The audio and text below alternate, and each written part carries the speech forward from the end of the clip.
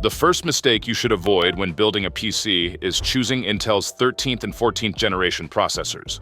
If you are going to select these processors when choosing PC components, you need to be very careful, because these processors are a very risky bet. Last year, users who used these processors started experiencing crashes in games and programs. They gave feedback to the developers because they thought it was caused by the program or game they were using. However, there was no problem with the game or program. When the developers did research, they noticed this. Most of the users who had crashes and gave feedback were using 13th or 14th generation Intel processors. Moreover, it wasn't just crashes. Some users' processors suffered permanent damage and became unusable. When the game developers identified the issue, they stated that it was not caused by the game, but by the processors they were using. And these statements gained a lot of attention in the recent months. Following this, Intel announced that the issue was caused by a microcode that led to high operating voltage in the processors. Unfortunately, if you own one of these processors, I'm sorry to say that your processor has been running with this faulty microcode all this time. If you haven't experienced any issues so far, consider yourself lucky. Anyway, as a result, Intel announced that they would extend the warranty by 2 years for all processor models running with the faulty microcode. Additionally, motherboard BIOS updates have started to be released. Of course, these updates do not fix the processors affected by the faulty microcode, but they do prevent CPUs that haven't been affected yet from encountering problems.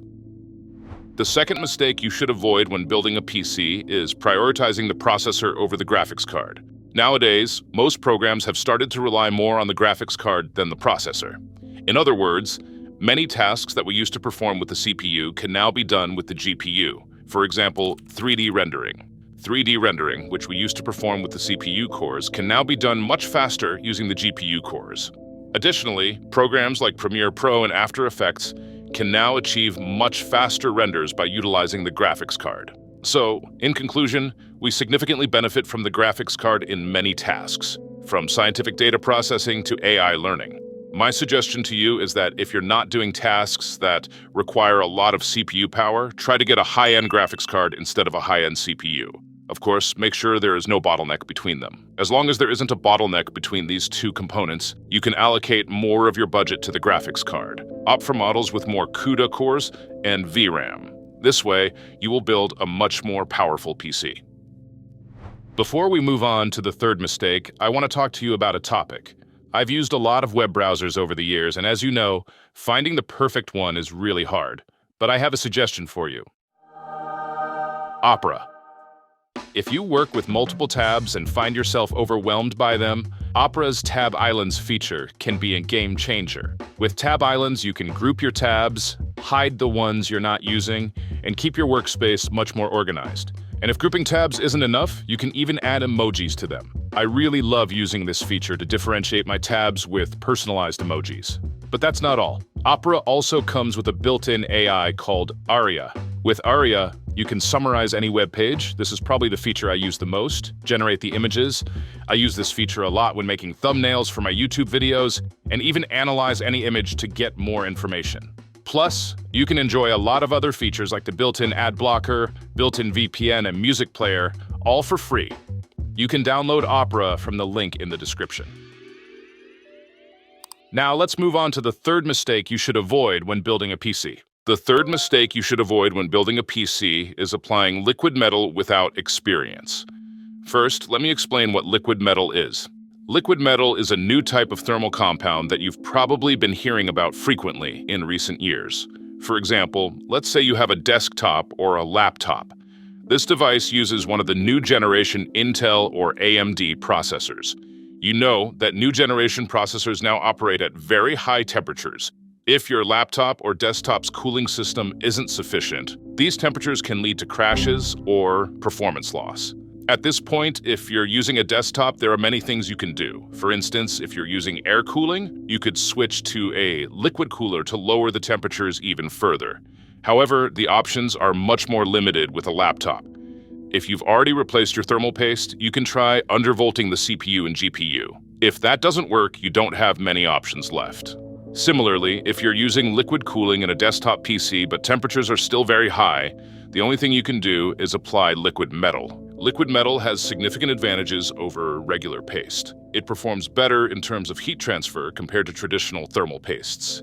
The reason behind this lies in the composition of the liquid metal. Liquid metal consists of metal alloys such as gallium, indium, and tin, and has a higher thermal conductivity than thermal paste, which allows liquid metal to reduce temperatures more effectively than regular pastes. However, applying liquid metal is very risky. Just as they excel in thermal conductivity, they are also excellent electrical conductors. Therefore, improper application can lead to issues like short circuits, and many people have made these mistakes. When using liquid metal, you need to apply a very small amount, ensuring it doesn't spill over the edges of the CPU block. Additionally, insulating the components around the CPU block is a good precaution. Furthermore, if your PC has an aluminum cooler instead of copper, you cannot use liquid metal. This is because liquid metal tends to corrode aluminum surfaces. If applied to an aluminum surface, it will gradually corrode it, and the liquid metal will become ineffective. I've talked a lot, so let's take a break.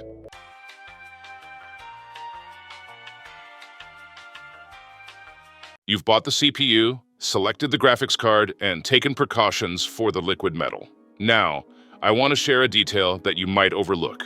Pay attention to the release dates of the CPU and motherboard. The reason is that the CPU might not work if the motherboard's BIOS version is outdated. The motherboard coordinates components like the CPU, RAM, and graphics card through its BIOS. However, if the motherboard was released before the CPU, the BIOS might not recognize the newer CPU. I think you'll understand better if I give you an example from my own experience. A few years ago, I decided to build a PC. My build included an X370 motherboard and a Ryzen 7 2700X processor.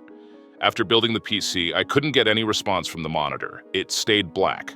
These two components were actually compatible, so there should have been no reason for it not to boot.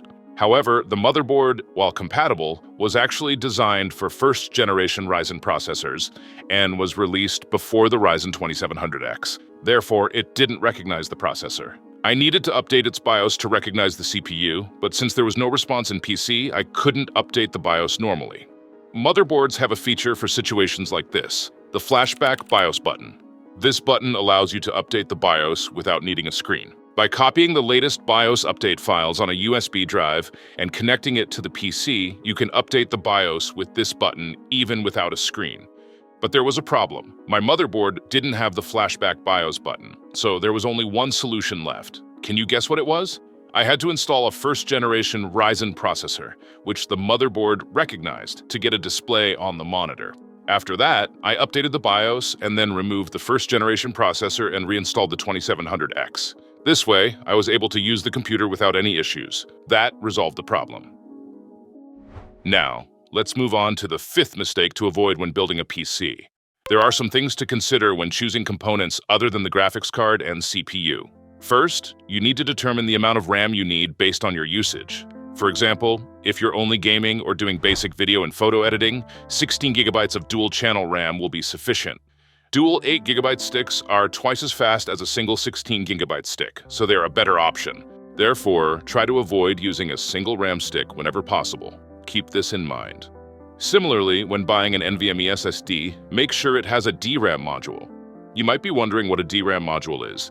DRAM, like the cache in the CPU, is a component that stores temporary data. It speeds up data transfer by dividing the stored data into blocks. Additionally, it prevents drops and fluctuations in transfer speeds during file transfers. Most SSD models released in the last 6 to 7 years come with this feature. In SSDs without DRAM, temporary data is stored directly on the NAND chips, which leads to more frequent drops in file transfer speeds and shorter lifespans. As a result, my recommendation is to definitely choose an NVMe SSD with DRAM, especially if you plan to use it as your system disk. Finally, the sixth mistake to avoid when building a PC is buying a power supply from an unknown brand. You need a PSU that can provide sufficient and stable power to your PC. When researching PSUs, check if the product is 80+ certified. You may have heard of certifications like 80+ Gold or Platinum. In short, the 80+ certification indicates how efficient the PSU is across different power ranges, with higher ranges being better. When selecting a PSU, always choose products from reputable brands that have a history of producing reliable products. Brands that engage in substandard production might produce products that either lack proper certification or don't fully represent the certification they claim. When making a choice, you can consult tech forums and social media pages where other users share their experiences. This often helps in finding more reliable PSU models. Finally, here's a bonus tip. This might seem simple, but it could be useful for newbies. After building your PC, pay attention to your connections. For example, don't accidentally plug your monitor's HDMI cable into the HDMI port on the motherboard. This would use the CPU's weak integrated GPU instead of the dedicated graphics card, meaning you wouldn't be using your GPU at all. This will result in lower performance in games and programs. Therefore, always make sure to connect the HDMI cable to the dedicated graphics card. If your monitor supports high refresh rates and high resolutions, you can use DisplayPort instead of HDMI. Alright, let's finish the video slowly. If you liked the video, don't forget to hit the like button. If not, feel free to dislike. Stay mysterious until the next video. Take care, and bye.